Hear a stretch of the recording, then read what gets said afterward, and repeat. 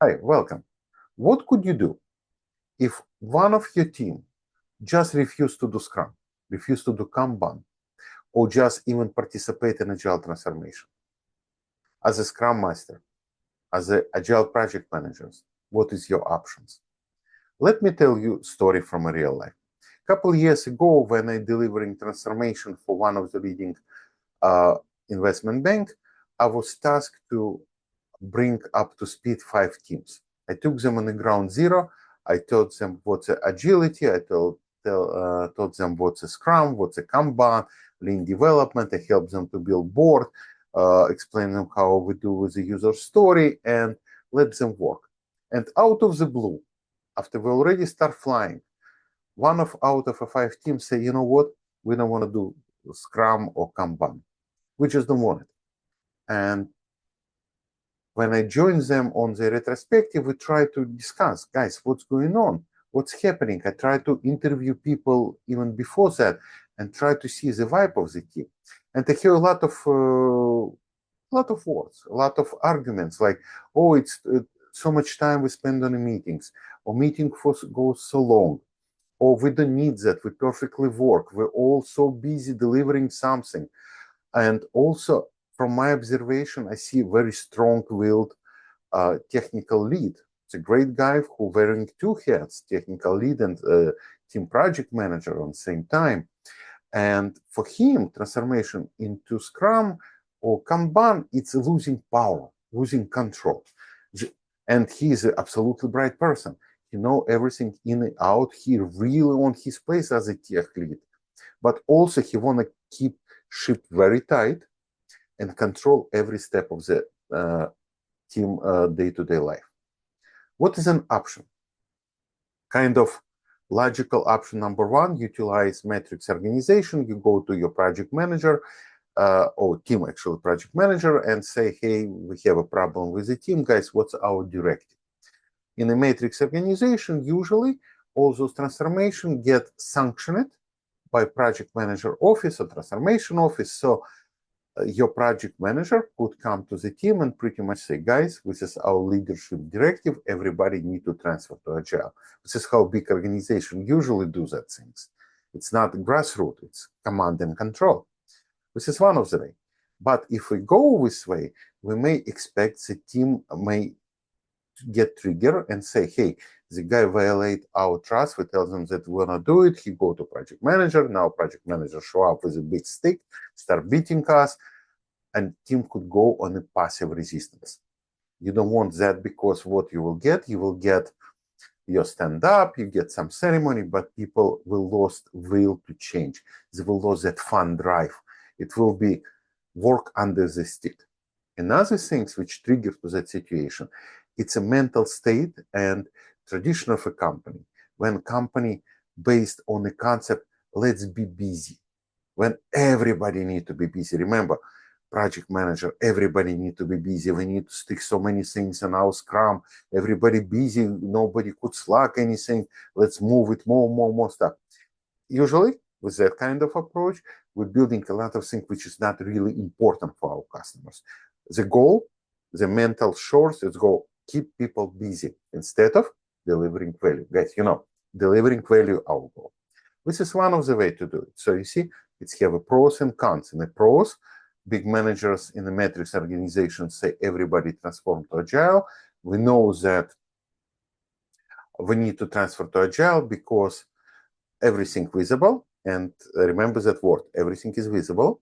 So as a good boy and good girls, we would like to get our bonus at the end of the year, maybe, or maybe even retain our job. So this is one of the way. But that way, again, could trigger very harsh rejection from a team.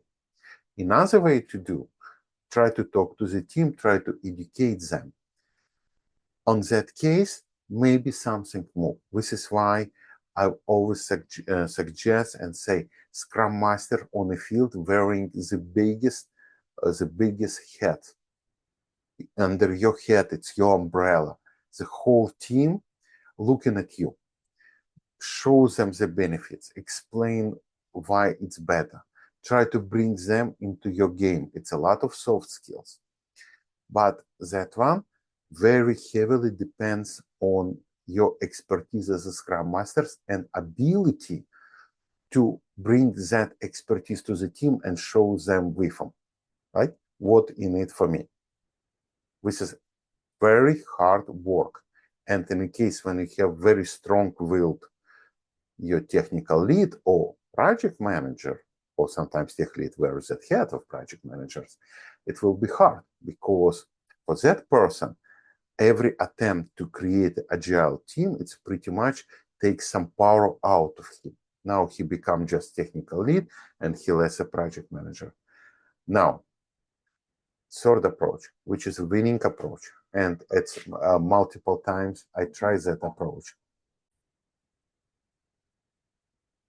And third approach is that surround team with data. As I mentioned before, I had a 5 team to start, and 1 team refused to operate. Not a problem.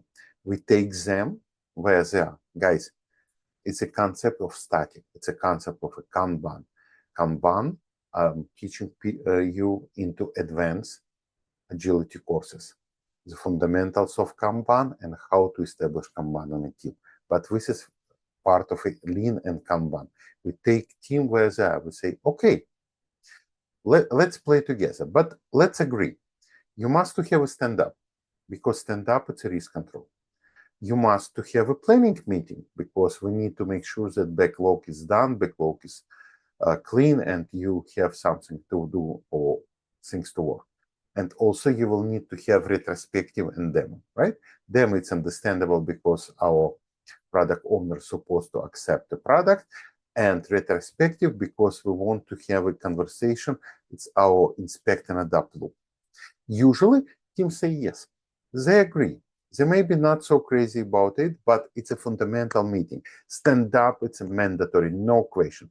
Retrospective, every cycle, you must have retrospective. Now, this is where art starts. Out of 5 teams, 4 teams doing Agile, what I do, I surround all teams with the data.